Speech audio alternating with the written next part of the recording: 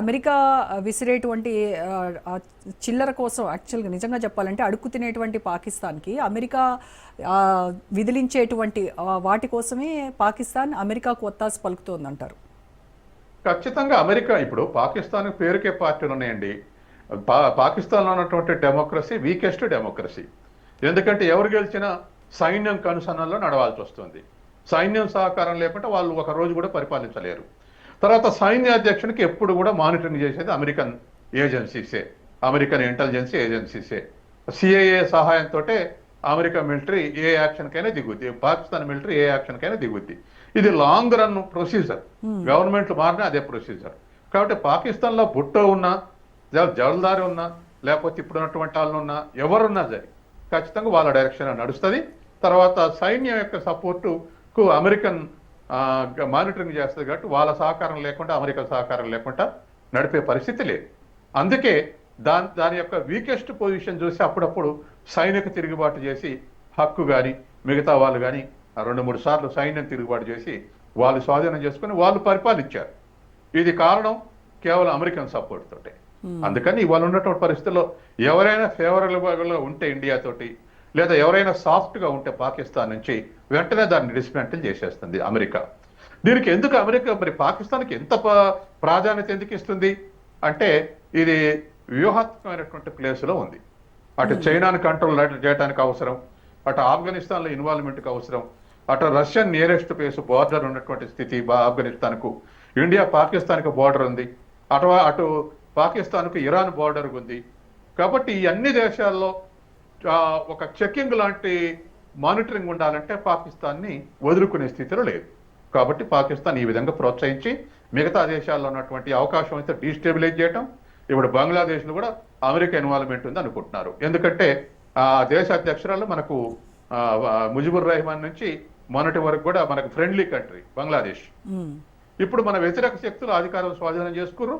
ఇప్పుడు వాళ్ళకు ప్రోత్సాహం నడుస్తుంది. నిన్నగాక మొన్న ఒక న్యూస్ కూడా వచ్చింది, అమెరికన్ ఇంటెలిజెన్స్ ఆఫీసరు బంగ్లాదేశ్లో ట్రైనింగ్ ఇస్తున్నాడని చెప్పేసి న్యూస్ వచ్చింది నిన్నగాక మొన్న. కాబట్టి వెంటనే బంగ్లాదేశ్లో కూడా ఇన్వాల్వ్మెంట్ అవుతా ఉంది. కాబట్టి అమెరికా ఎప్పుడు కూడా ప్రాథమికంగా భారతదేశ వ్యతిరేకి, వాణిజ్య భాగస్వామిగా ఉంటుంది. వాణిజ్యం ద్వారా సరెండర్ చేసుకోవాలని చూసింది. వాణిజ్యం ద్వారా మనం సరెండర్ అయ్యే స్థితిలో లేము. తర్వాత సోవియట్ యూనియన్ని అప్పుడు ఇప్పుడు రష్యాను వదులుకోవాలనుకుంటే యాంబిషన్, దానికి మనం సిద్ధంగా లేము. ఎందుకంటే ఒక దేశానికి సరెండర్ అయితే ఆటోమేటిక్గా దాని నుంచి సావరెంటీ కూడా థ్రెట్ వస్తుంది. కాబట్టి మన దేశ స్వతంత్ర లేదా సావరెన్ పాలసీని మనం అనుసరిస్తున్నాం. సో ట్రంప్ ఈ భారత్ పాక్ మధ్య ఉన్నటువంటి సంఘర్షణని రష్యా యుక్రెయిన్ యుద్ధం కంటే కూడా కఠినమైంది అని మాట్లాడాడు. అంటే రెండు అణు సామర్థ్యం ఉన్నటువంటి దేశాల మధ్యవర్తిత్వం అంత ఈజీ కాదు అన్నట్టుగా, అసలు ఆయన మధ్యవర్తిత్వం చేశాడు అనడానికి ఉన్నటువంటి బేస్ ఏంటి, ఆధారాలు ఏంటి, ఎందుకు వ్యాఖ్య? ఇప్పుడు మధ్యవర్తిగా ఆయన చర్చలు జరపలేదు. మధ్యవర్తిత్వం ఆయనది లేదు, చర్చలు జరిపింది లేదు. రెండు దేశాల మధ్య చర్చలు కూడా జరగలేదు. ఏదో ఇండియన్ గవర్నమెంట్ ఇన్ఫర్మేషన్ ప్రకారం 2 ఆఫీసర్లు మాట్లాడుకుర్రు, ఉపసంహరించుకున్నామని చెప్పింది. ఇందులో ఎంత నిజం ఉందో అంతలో ఎంత నిజం ఉందో తెలియదు. కానీ ఒక చర్చా వేదిక వచ్చి దానికి వెనక ఉండి ప్రోత్సహించి కలవాలన్నటువంటి తాపత్రపడ్డది, అమెరికా తాపత్రపడ్డది అనేది కూడా లేదు. పాకిస్తాన్ డిఫెన్స్ లో పడుతుంది, కొలాప్స్ అవుతుంది అనేటువంటి ఉద్దేశంతో ట్రంప్ రంగంలో దిగి ఆ మేరకు తన పాత్ర నిర్వహించిండు. రష్యా ఉక్రెయిన్ యుద్ధం కన్నా ఇవి ఆటమిక్ పవర్స్ అనేటువంటి ఉద్దేశంతో అంటుండు. ఉక్రెయిన్ ఆటమిక్ పవర్ ఉక్రెయిన్కు లేదు. కాబట్టి ఇవాళ రష్యన్ 1 సైడెడ్. అందులో అమెరికా కన్నా ఎక్కువ ఆటమిక్ వెపన్స్ ఉన్నాయి.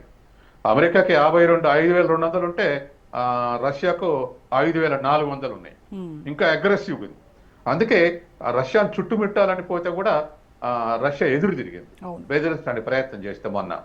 కాబట్టి ఇప్పుడున్నటువంటి పరిస్థితుల్లో తనకేమిటంటే ఆయుధాలతోటి యుద్ధాలతోటి రష్యాను లొంగ తీసుకోలేం, తనకున్నటువంటి డిఫెన్స్ టెక్నాలజీ తోటి.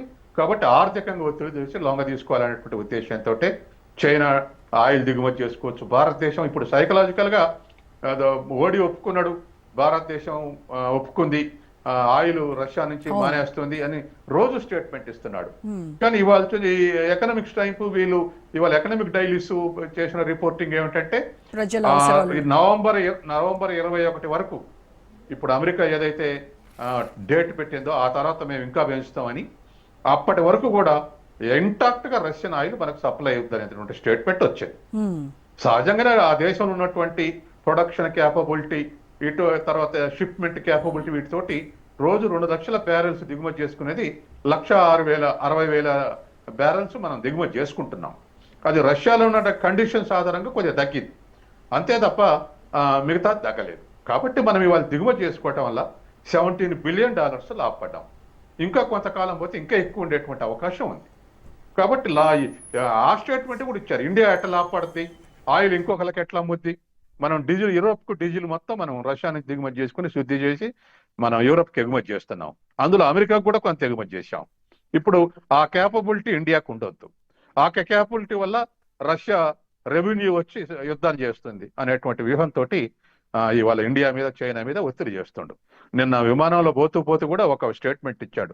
చైనాను కూడా రిక్వెస్ట్ చేస్తా ఆయిల్ దిగుమతి చేసుకోవద్దని అనేటువంటి ఆశలో ఒక స్టేట్మెంట్ కూడా ఇచ్చాడు ట్రంప్. ఆ తర్వాత రెండోది కూడా పుతిన్ స్టబర్న్గా ఉన్నాడు, ట్రంప్ మాట అనడానికి సిద్ధంగా లేడు. అదే సందర్భంలో మోడీ కూడా ఎదురుగా మాట్లాడి ఏదో కన్విన్స్ చేయాలన్నటువంటి ప్రయత్నం చేయట్లేదు, ఇద్దరు దూరం అయ్యారు. కాబట్టి వీళ్ళిద్దరు కూడా జిన్పింగ్ సపోర్ట్ తోటే ఇది నడుస్తుంది. కాబట్టి జిన్పింగ్ నే కన్విన్స్ చేస్తా అని చెప్పేసి మరొక స్టేట్మెంట్ ఇచ్చాడు. అది ఏ మేరకు చేస్తాడు ఏమిటి, జిన్పింగ్ ఈల్డ్ కావటం అనేది అసంభవం. వాళ్ళిద్దరికి చాలా వైరుధ్యాలు ఉన్నాయి.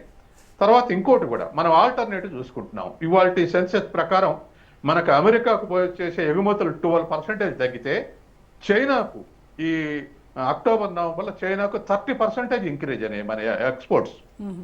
అంటే మనం కొత్త మార్కెట్లు ఎత్తుక్కుంటున్నాం. ఆ మార్కెట్లు ఎత్తుక్కోవటంలో ఇప్పటికి ఇవాళ వరకు వచ్చిన లెక్క 24 దేశాలను సెర్చ్ చేస్తున్నాం మార్కెట్ కోసం.